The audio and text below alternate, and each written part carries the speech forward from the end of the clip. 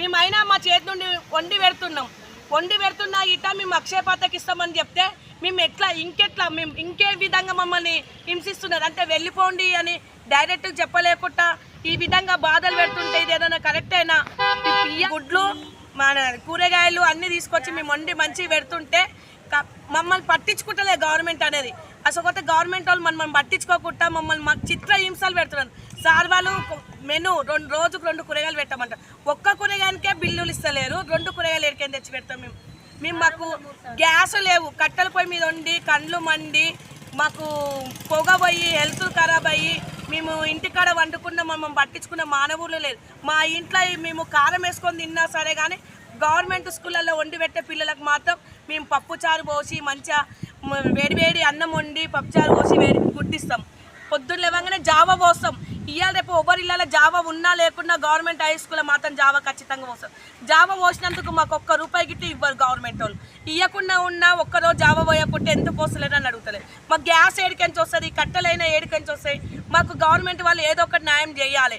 మాకు కాంగ్రెస్ ప్రభుత్వం గిట్ట ఇంతకు ముందుకు మేము సమ్మెలో సెప్టెంబర్ 28 తారీఖు సమ్మెలో కూర్చున్న సందర్భంగా మా టెంట్ కిందికి ఆ రోజు టీఆర్ఎస్ ప్రభుత్వం అధికారులు ఉండే, గవర్నమెంట్ ప్రభుత్వం లేకుండా అయినా గవర్నమెంట్ ఏమన్నారు కాంగ్రెస్ అధికారులు వచ్చి మీకు మేము 10,000 వేతనం ఇస్తామమ్మా, గుర్తింపు కార్డు ఇస్తాము, ఇన్ఫార్మ్ ఇస్తాము, మీకు మధ్యాహ్న భోజన పోలకు ఖచ్చితంగా 10,000 వేతనం చేస్తామని చెప్పారు.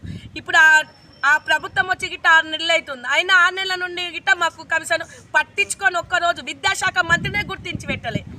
విద్యాశాఖ మంత్రి లేకుంటే మేము ఏడవయ్యి అడగాలి. మాకు ఆ విషయాలు అర్థం కాకుండా అసలు పోతే ఈరోజు మేము రోడ్డు మీద వచ్చాము. గుడ్ల పైసలు 8 నెలల నుండి గుడ్ల పైసలు ఇవ్వడం జరుగుతలేదు, 9-10 పైసలు ఇవ్వడం జరుగుతలేదు. ఈరోజు రోడ్డు మీద మధ్యాహ్న భోజన పొలం వచ్చి రోడ్డు మీద కూర్చోవడం జరుగుతుంది.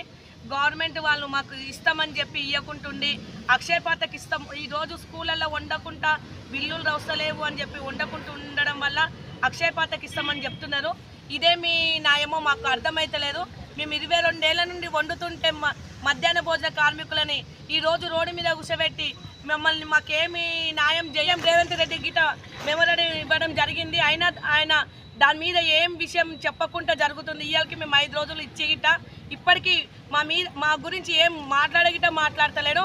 మేము ఒంటి మీద ఉన్న బంగారం కుదబెట్టేసి చేత కాకుండా ముసలోళ్ళు అయినా మాకు పర్మనెంట్ అవుతుందేమో, ఏమైనా గుర్తింపు కార్డు ఇస్తారేమో, మాకు 40 సంవత్సరాల పైన 50 సంవత్సరాల పైన ఉంది.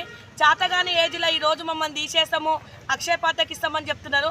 అక్షయ పాత్రకి ఇస్తే మేము 1000 కుటుంబాలు రోడ్డు మీద పడతాయి. ఈరోజు మేమే కాదు మా కుటుంబాలతో సహా మా పిల్లలు మేము రోడ్ల మీద పడవలసింది వస్తుంది. అంటే మేము గవర్నమెంట్ స్కూళ్ళలో పేద పిల్లలకు వండి పెట్టే తల్లుల మేము మధ్యాహ్న భోజనము.